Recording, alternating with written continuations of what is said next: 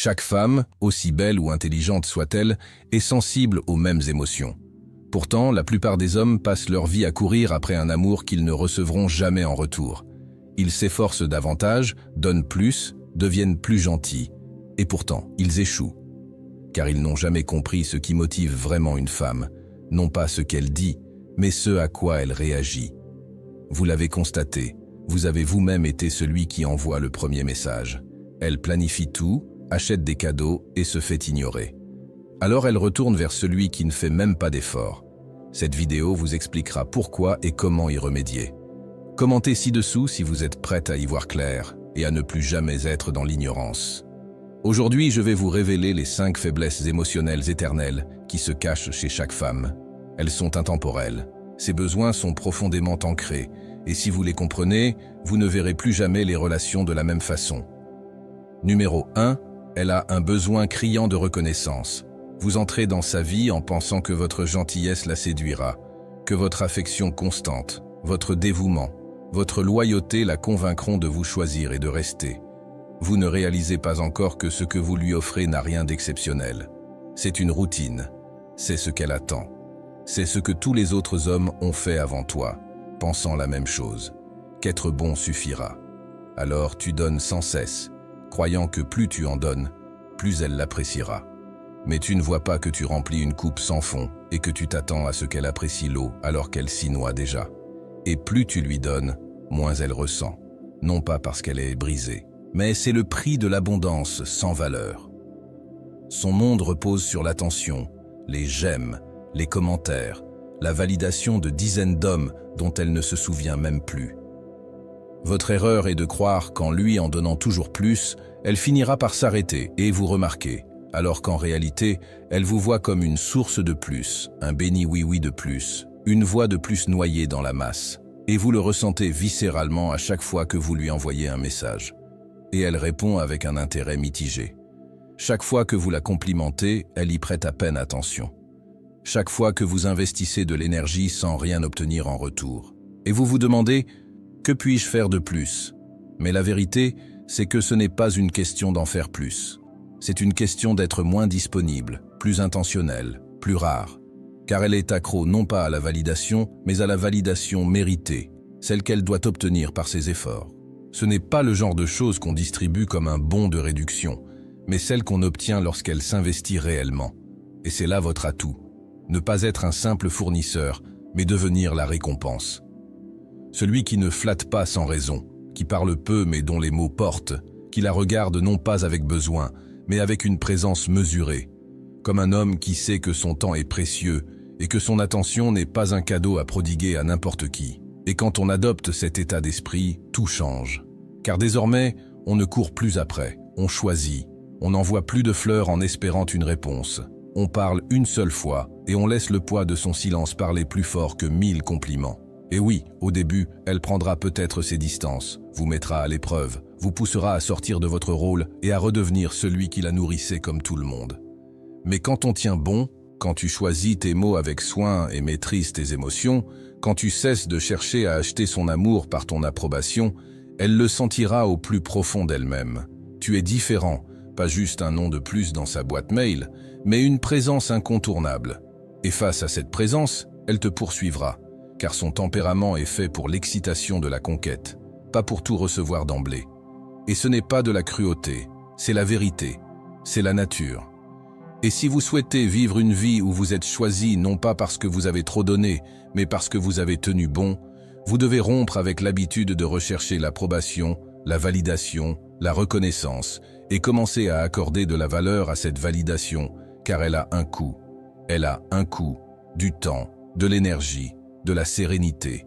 Et si vous la donnez trop facilement, vous y perdez votre dignité, votre santé mentale et votre amour-propre. Alors, si vous voulez changer cette dynamique, commencez dès aujourd'hui. Cessez de faire des compliments pour vous sentir remarqué. Cessez d'envoyer des SMS juste pour qu'on se souvienne de vous. Cessez de débarquer sans invitation. Devenez plutôt cet homme dont le silence est plus éloquent que des paroles désespérées, dont la présence se mérite, dont l'attention est le fruit de la valeur qu'il reçoit, et non de la pitié qu'il donne. Et lorsqu'elle la méritera enfin, elle ressentira quelque chose qu'elle n'a pas éprouvé depuis longtemps. de l'admiration, non pas pour ce que vous lui offrez, mais c'est pour ce que vous retenez, car la retenue est une forme de pouvoir et la rareté, un désir. Tant que vous ne comprendrez pas cela, vous resterez dans la friend zone, à vous demander pourquoi votre amour n'a pas suffi. Alors qu'en réalité, elle n'avait pas besoin de plus d'amour, mais de gagner votre respect, et vous l'avez privée de cette opportunité, en lui donnant tout avant même qu'elle ne le demande. Et si cette vérité vous touche profondément, si vous ressentez le poids de vos propres schémas et que vous êtes prêt à changer, le guide stoïcien des relations est votre prochaine étape. Bien plus qu'un simple livre, c'est une véritable remise à zéro, fondée sur des principes intemporels qui transformeront instantanément votre façon d'être, non seulement dans vos relations, mais dans votre vie en général. Désormais disponible en livre audio, vous pouvez l'écouter en marchant, en faisant votre jogging, en vous entraînant, ou même en allant au travail, et ainsi laisser cette sagesse s'imprégner en vous jour après jour. Demandez-vous combien de temps encore allez-vous répéter les mêmes schémas? Combien de temps allez-vous attendre pour devenir celui qui ne court après rien, qui ne doute pas et qui ne supplie pas? Et cela vous appartient pour toujours. Une fois que vous l'aurez compris, il vous appartiendra. Les idées, les leçons, la clarté, tout cela est à vous pour la vie. Le lien est dans les commentaires. Prenez-le, écoutez-le, appliquez-le et ne revenez jamais à votre ancienne vie. Numéro 2. Elle a besoin d'incertitude. Elle dit vouloir de la stabilité, mais en réalité, elle recherche une excitation constante, des défis réguliers, un engagement émotionnel constant. Ce que la plupart des hommes ne comprennent pas, c'est qu'une fois qu'elle a un accès total à vous, une fois qu'elle peut prédire chacun de vos mouvements, vos réactions, votre disponibilité, votre approbation, votre besoin d'être là, elle ne ressent plus aucune motivation, plus aucune curiosité, aucun attrait émotionnel, et peu à peu son désir s'estompe. Non pas parce que vous avez mal agi, mais parce que vous avez tout fait correctement, mais de la mauvaise façon. Et ce n'est pas votre faute, car le monde vous a menti en vous faisant croire que fiabilité et dévouement suffisent. Mais la vérité, c'est que, sans incertitude, ces qualités deviennent invisibles. Vous devenez un bruit de fond dans son monde émotionnel, et elle commence à regarder ailleurs, non pas par méchanceté, mais parce qu'elle ne ressent plus rien, et les sentiments sont essentiels pour elle. C'est ce qui la séduit, pas les faits, pas la logique, pas vos projets à long terme. Et c'est là que les hommes se trompent. Ils en font plus qu'ils ne devraient. Ils se mettent à expliquer davantage qu'ils ne devraient se taire. Ils surcompensent au lieu de se recentrer sur leur raison d'être, sur le silence, sur leur propre monde. Et vous, vous êtes déjà passé par là, n'est-ce pas? Tu as répondu rapidement, tu as pris de ces nouvelles constamment, tu as tout organisé à l'avance, tu as tout mis en œuvre pour qu'elle se sente en sécurité. Et elle a dit qu'elle appréciait, elle t'en a même remercié. Mais tu sentais son énergie la quitter, la flamme s'éteindre, et elle ne comprenait même pas pourquoi. Et maintenant, tu te demandes ce que tu aurais pu faire de plus, alors qu'il aurait fallu prendre du recul. Non pas pour la punir, non pas pour la manipuler, mais pour préserver le mystère qui vous entourait. Parce que l'imprévisibilité crée de la tension, et la tension est source d'attraction. Et lorsqu'elle ignore ce qui va se passer ensuite, son esprit reste en alerte, ses émotions restent engagées, son énergie suit la vôtre. La manière d'intégrer cela dans votre vie est de ne plus être totalement disponible, ni émotionnellement, ni numériquement, ni énergétiquement, car votre attention doit se mériter, votre présence doit avoir du poids. Et si elle ne ressent pas le poids de votre absence, elle n'accordera jamais d'importance à ta présence. Alors tu ne lui envoies pas de messages tous les jours, non pas par jeu, mais parce que tes journées sont bien remplies. Tu ne publies pas tout en ligne, non pas pour te cacher, mais parce que tu es concentré. Tu ne lui dis pas tout d'un coup, car tu sais que l'inconnu est plus puissant que le connu. Et dès qu'elle pensera te connaître, elle te mettra à l'épreuve ou partira, et les deux réactions découlent de la même cause, l'ennui. Il ne faut surtout pas la laisser s'ennuyer, non pas en cherchant constamment à l'impressionner, mais en ne dévoilant jamais complètement vos intentions. Cultivez discrètement vos ambitions, enrichissez vos pensées, remplissez votre emploi du temps, entourez-vous de proches et soyez présents de manière réfléchie. Laissez-lui entrevoir qui vous êtes, juste assez pour maintenir son intérêt, mais jamais assez pour qu'elle se sente propriétaire de vous, car dès qu'elle aura l'impression de contrôler la situation, elle changera la donne. Et elle n'en a même pas conscience. C'est tout simplement sa nature. Votre rôle n'est pas de la changer, mais de la comprendre, de composer avec elle, et non de la combattre. En restant juste assez inaccessible, suffisamment difficile à cerner, suffisamment imprévisible pour que chaque fois que vous lui donnez de vos nouvelles, cela suscite une vague de curiosité plutôt qu'un confort routinier. Et lorsque vous maîtriserez cet art, elle commencera à s'ouvrir, à s'investir émotionnellement. On commence à s'interroger davantage, à imaginer plus, à se poser plus de questions. Et dans cet espace que l'on crée, le désir grandit, car le désir ne se nourrit pas du confort. Il se nourrit du contraste, de l'imprévisibilité, des moments de silence suivis de mots importants. Et cela ne signifie pas être froid ou distant émotionnellement. Cela signifie être discipliné. Cela signifie ne pas se précipiter pour combler chaque manque, ne pas toujours rassurer, ne pas toujours résoudre, ne pas être disponible au prix de sa propre vie. Et quand vous cesserez de la poursuivre avec certitude, elle vous poursuivra avec intérêt. Et ce sera comme par magie. Mais ce n'est pas de la magie, c'est de la lucidité. Et cette lucidité vous épargnera le chagrin, le ressentiment, les années gâchées à donner un amour non apprécié, parce qu'il était trop facile, trop prévisible, trop superficiel. Et si vous voulez vraiment savoir à quel point une femme vous apprécie, observez son comportement quand vous cessez. En la plaçant au centre de votre univers, vous agissez. Si elle vous respecte, elle se rapprochera. Et si elle ne vous respecte pas, elle vous le fera savoir. Dans tous les cas, vous y gagnez. C'est ce que vous devez commencer à pratiquer dès aujourd'hui. Pas plus tard, pas la semaine prochaine, mais maintenant, en analysant vos comportements, vos habitudes, vos modes de communication, vos réflexes qui vous poussent à être trop gentil, trop réactif, trop disponible. Commencez par les briser une à une en les remplaçant par une sérénité ancrée. A. Ayez une conscience aiguë de votre propre valeur et la douce compréhension que votre temps, votre énergie, votre amour sont des ressources limitées. Et si elles ne sont pas respectées, elles sont retirées, non pas émotionnellement, ni avec colère, simplement parce que vous connaissez votre valeur. Et les hommes qui connaissent leur valeur n'ont jamais besoin de la prouver par des mots. Ils la prouvent par leur présence, avec assurance et retenue. Et si vous parvenez à devenir cet homme, vous n'aurez plus jamais à vous demander pourquoi elle a perdu tout intérêt, car elle ne le fera jamais. Elle cherchera à vous comprendre jusqu'au bout. Numéro 3. Mets votre force à l'épreuve. Tout homme qui a un jour essayé de bien faire les choses en amour finit par se heurter à un moment inattendu. Un moment où la femme qu'il tente d'aimer change soudainement. Elle se met à discuter de choses insignifiantes, à dire des choses qui sonnent comme un manque de respect, à lancer des pics inattendus, à changer de ton de voix, passant de doux à agressif, et à franchir des limites qu'elle respectait auparavant. Et à ce moment-là, la plupart des hommes paniquent, cherchant à comprendre ce qui s'est passé. Ils se disent qu'ils ont peut-être dit quelque chose de déplacé, qu'ils doivent peut-être arranger les choses, qu'elle passe peut-être une mauvaise journée, et du coup, ils deviennent encore plus conciliants, plus flexibles. Ils laissent son humeur dicter leur tranquillité, et lentement, petit à petit, ils se replient sur eux-mêmes. Ils ne savent pas qu'ils sont mis à l'épreuve, mais c'est pourtant le cas. Car une femme ne vous teste pas toujours intentionnellement. Elle vous teste instinctivement. Elle a besoin de savoir que l'homme auquel elle s'attache émotionnellement est inébranlable, constant, clair.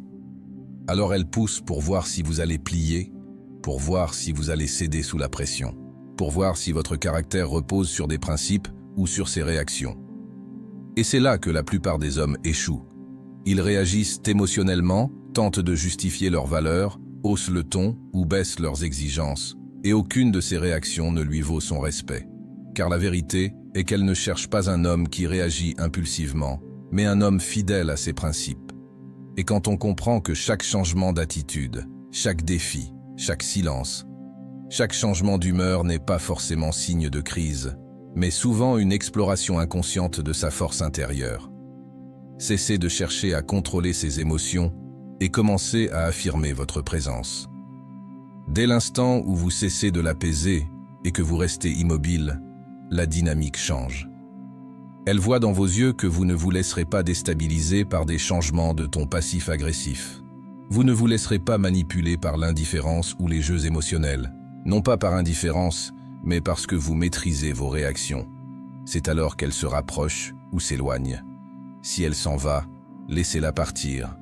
Car si elle part parce que vous refusez de renoncer à votre dignité, alors elle ne vous a jamais appartenu. Et si elle reste, c'est par respect, non par contrôle. Parce qu'elle se trouve enfin face à un homme qui ne se contente pas de parler de force, mais qui la vit. Et la force ne signifie pas être bruyant ou agressif. Cela signifie rester calme face à la provocation, silencieux sous la pression, lucide face à l'attaque, maître de soi malgré la tentation de perdre son sang-froid. Et vous devez comprendre que, même si elle vous apprécie beaucoup, si elle perçoit un manque de force intérieure en vous, elle vous mettra à l'épreuve jusqu'à ce que vous craquiez ou que vous lui prouviez le contraire. Et lorsque vous craquerez, elle dira peut-être vous pardonner, mais elle perdra quelque chose en elle. Cette étincelle s'éteint, cette profonde admiration commence à s'estomper, parce qu'elle ne peut désirer pleinement quelqu'un qu'elle n'admire pas. Et elle ne peut admirer quelqu'un qui manque d'autonomie. On s'autogère non pas en la contrôlant, mais en refusant d'être contrôlé par elle.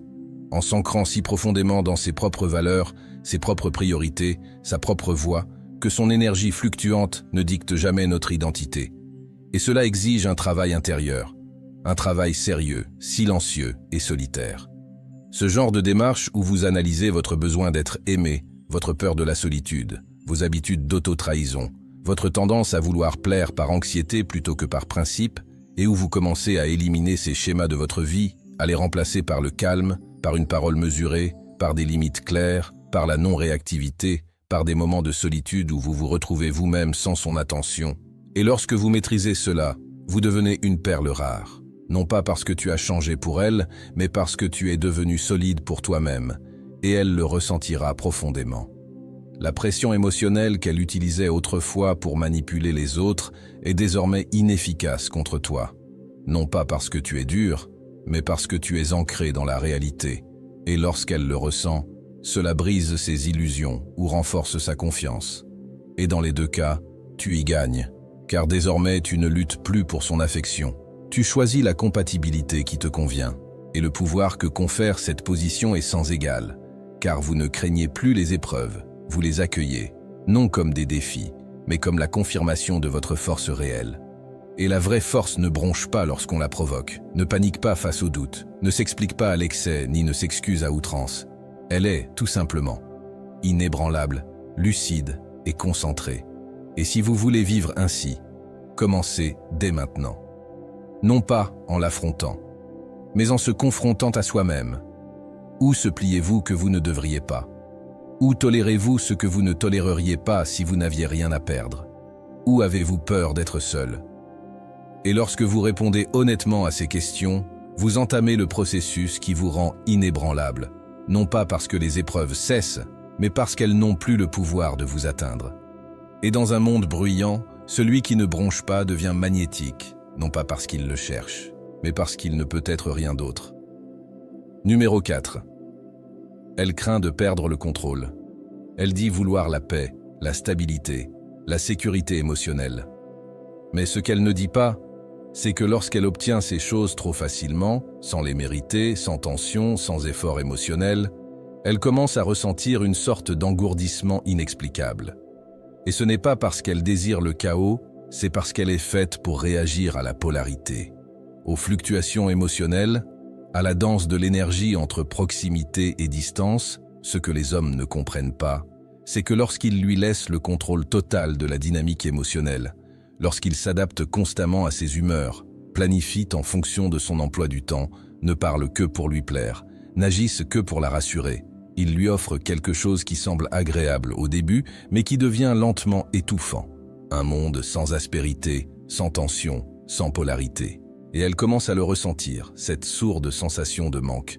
Elle réagit davantage, devient plus froide, plus irritable, plus difficile à satisfaire, et il croit que c'est à cause de ses sentiments. Alors il s'efforce, se montre plus doux, marche sur des œufs.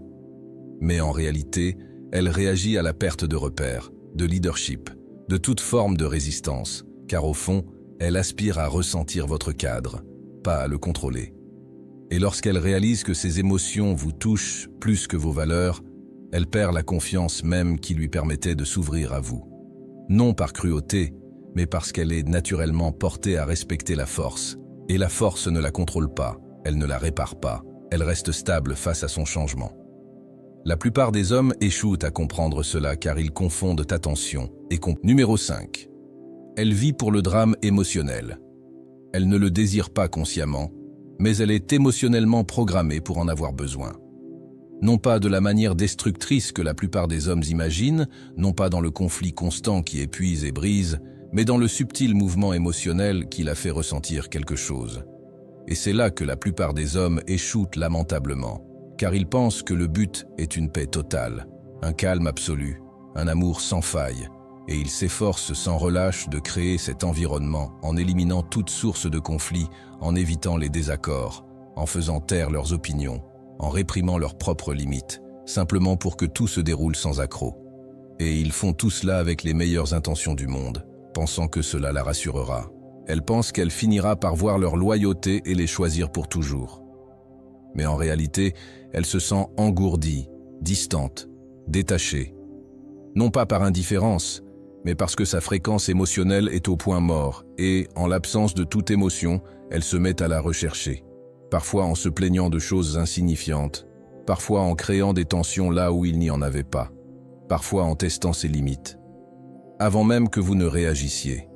Non pas qu'elle veuille vous blesser, mais parce qu'elle cherche à vous ressentir, à renouer avec l'intensité qu'elle éprouvait autrefois, lorsque vous étiez encore un mystère, lorsqu'elle ignorait vos intentions, lorsqu'il y avait cette dualité, cette présence, ce défi.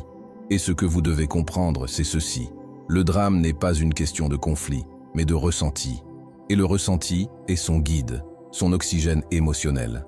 Et si elle a besoin de créer des drames pour se sentir vivante en votre présence, cela signifie que vous avez cessé de mener la danse émotionnelle dans votre relation et qu'elle tente maintenant de combler le vide. Le pire, c'est que la plupart des hommes la blâment pour cela, la traitant d'instable, l'accusant d'être toxique, alors qu'en réalité, c'est eux qui ont créé ce vide en devenant émotionnellement prévisibles, et elle essaie de le combler comme elle le peut, en provoquant une réaction. Votre rôle n'est pas de la faire culpabiliser ni de vous laisser submerger par la situation, mais de la canaliser. Il faut comprendre que l'énergie émotionnelle est inévitable dans la relation et qu'elle sera soit maîtrisée, soit chaotique. Si vous n'en prenez pas les rênes, elle le fera naturellement et elle mènera la relation à la crise, non pas par désir de crise, mais par besoin de contraste. Et c'est là que le leadership émotionnel devient votre atout le plus précieux, car lorsque vous comprenez son besoin de mouvement, vous cessez de réagir et commencez à diriger. Vous apprenez à instaurer une dynamique non par des disputes, mais par votre présence, par des taquineries bienveillantes, par un silence éloquent, par un espace délibérément créé, en recentrant votre attention sur votre mission lorsqu'elle attend de vous que vous vous adaptiez à ses sentiments. Et chaque fois que vous agissez ainsi, chaque fois que vous guidez son rythme émotionnel avec calme et assurance plutôt qu'avec peur et par réflexe de compensation, elle ressent le contraste dont ses émotions ont besoin, et ce contraste ravive son attirance. Non pas parce que vous avez joué à des jeux, mais parce que vous avez rompu la monotonie émotionnelle. Et en réalité, le leadership émotionnel ne signifie pas éviter ses émotions, ni anesthésier les vôtres. Il s'agit d'avoir la lucidité de garder le cap lorsqu'elle est en proie à des émotions fortes. Pour garder le cap lorsqu'elle cherche à semer le chaos, pour offrir de l'intensité sans confusion, de la certitude sans soumission, pour savoir quand se rapprocher et quand prendre ses distances, non pas en fonction de la facilité, mais de ce qui crée du mouvement. Et vous pouvez commencer dès aujourd'hui en étant attentif à vos propres habitudes, à la fréquence à laquelle vous vous excusez simplement pour maintenir la paix, à la rapidité avec laquelle vous vous justifiez lorsqu'elle semble contrariée. Comment tu contournes son humeur au lieu d'affirmer la tienne.